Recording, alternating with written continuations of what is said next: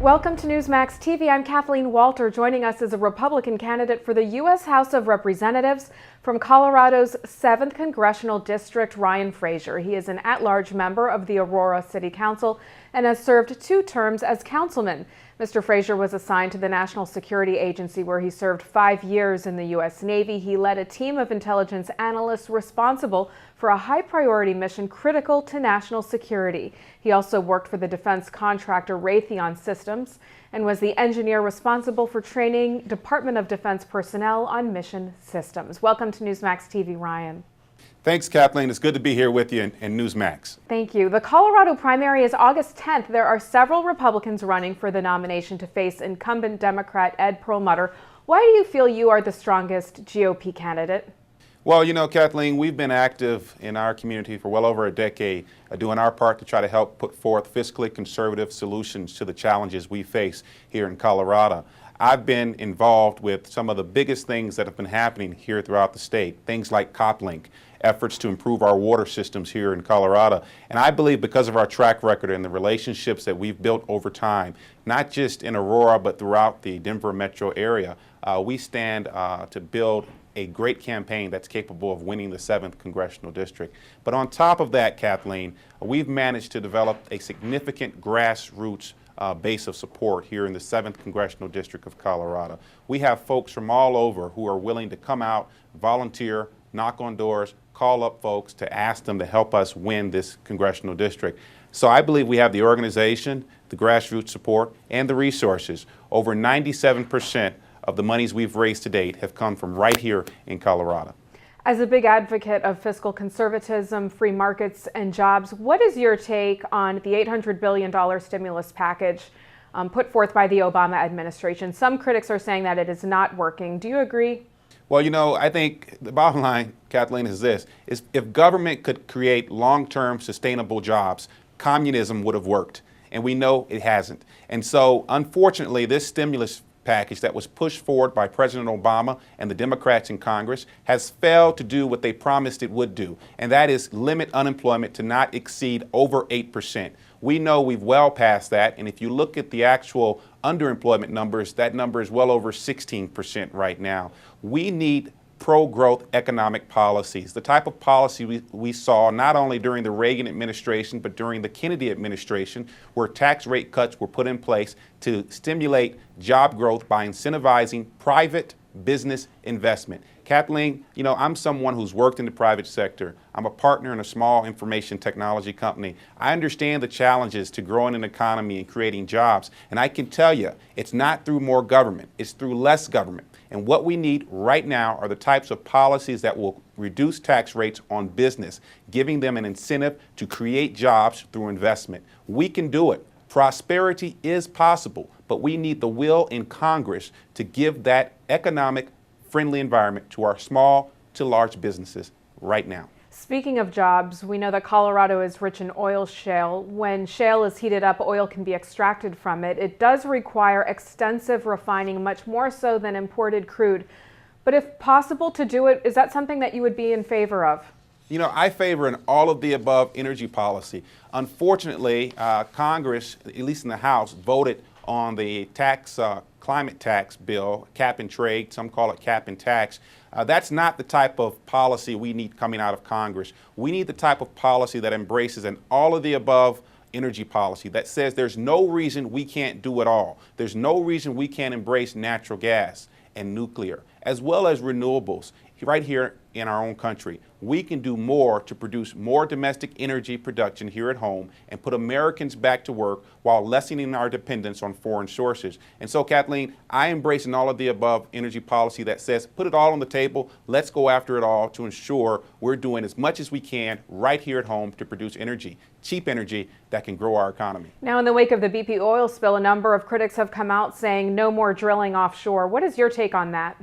Well, I think what we need to do is take a hard look at what happened with the BP oil mess. Without a doubt, it's a mess. And I think both BP as well as the federal government have some responsibility and accountability for the mess that's down there right now. That said, there's a lot of businesses, there's a lot of people whose livelihood depends on production down there in the Gulf Coast. And I think the last thing we can afford is to take a knee-jerk reaction and to ban all offshore drilling, to say that somehow that will prevent future spills. What we need to do is take a hard look at what happened with this BP oil mess and make sure that it does not happen again. This is not something that happens all the time. In fact, there's tons of offshore drilling right now today. This is an exception to the rule, so to speak. So let's look at this example. Let's determine what happened and ensure we put in place the safety procedures to prevent loss of life, and also the mechanisms to prevent a future disaster such as this. Ryan, I'd like to turn to another very polarizing issue, and that is immigration reform. Arizona Senator Jon Kyl says that he implored President Obama to secure the border during a private meeting he had with him. Kyl says that Obama told him that if he did that, it would remove the incentive for comprehensive immigration reform or amnesty for illegal immigrants. In your opinion, is the administration serious about protecting our borders? I don't think so. You know, illegal immigration is a big challenge for our country. It has been and continues to be because we lack the will in Congress to not only secure our borders, but take the steps to remove the economic incentive to migrate to our country illegally in the first place.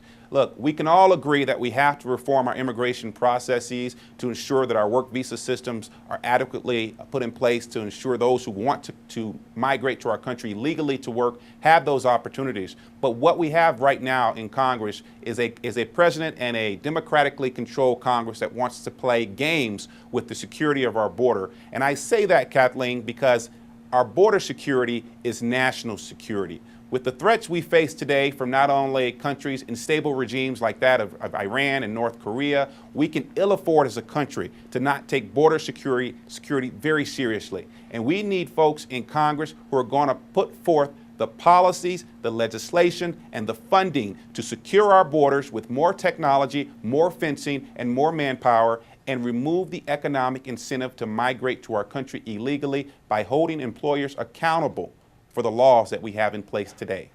Attorney General Holder filed suit against Arizona's immigration law, claiming it usurps federal immigration law. Both he and President Obama have said, or at least suggested, that the law would lead to racial profiling, even though the law specifically prohibits it. The people of Arizona overwhelmingly support the law, noting the federal government is not enforcing existing laws. What is your take on all of this? Well, you know, the people of Arizona, I can understand the frustration that led to the passage of the Arizona law.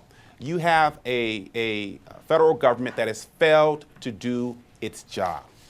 And so the people of Arizona have decided that they have to take it upon themselves to enforce the very same laws that are already on the books with respect to the federal laws. And so we need folks in Congress who are going to support our states and say, we're going to make sure we do our job, so that you don't have to feel like you have to take extra steps to protect your citizens. And so that's what I'd like to push for. But again, the battle starts with making sure we have voices, principally conservative voices in Congress, who will take up that fight.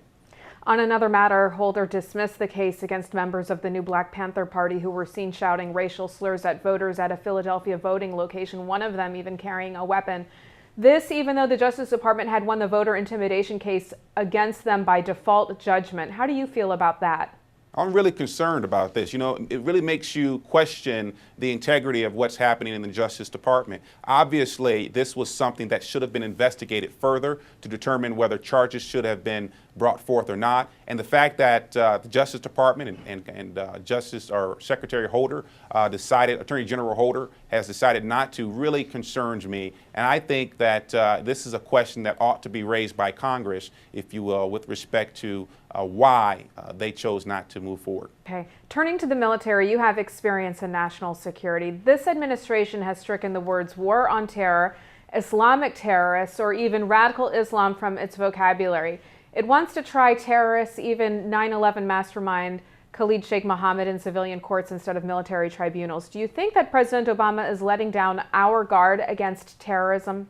What I think is that we have to take the war on terror very seriously. And we cannot afford to call these folks anything else but what they are, a terrorist. As you said, I've served 5 years in the National Security Agency. I supported Operation Desert Fox, Operation Enduring Freedom, Iraq and Afghanistan, as a member of the intelligence community. I understand the threats we face in this country, both abroad and domestically. We are seeing increasing signs of domestic terrorism or efforts to bring forth domestic terrorism, not just that from abroad. We need folks in Congress, and we need a president who understands that this is a threat to everything we believe in, and that those of us as Americans must take this threat seriously, ensuring that both the federal law enforcement officers and our local sheriffs and police officers have the resources they need to proactively police our community to get these folks off our streets faster. Right here in Colorado, we don't have to point far, Kathleen. We picked up Mr. Zazi. If you remember Mr. Zazi, who was participating in the New York bomb plots, we picked him up right here in Colorado. Thank God we got to him before he was able to carry out his heinous acts. But the reality is this: Mr. Zazi and the likes of his ilk are terrorists. Let's treat them as such, and let's get them off our streets. Ryan, there are some who say that it is wrong to set a date for a withdrawal from Afghanistan, yet President Obama wants to start pulling out U.S. forces a year from now. What effect does that have on our mission there? Well, I think we don't need a timeline. What we need to set is, what does victory and success look like? We need clear milestones. We need to determine what is political, economic, and military stability for Afghanistan, using those three factors and their milestones as a measure of success, so that ultimately we can get to a point where we can bring our troops home in victory. A timeline does not achieve that. Milestones around economic, political, and military stability does. All right, candidate for the U.S. House of Representatives from Colorado's 7th Congressional District, Ryan Frazier, thanks so much for joining us, and good luck with your campaign. Thank you very much. And thank you for watching Newsmax TV.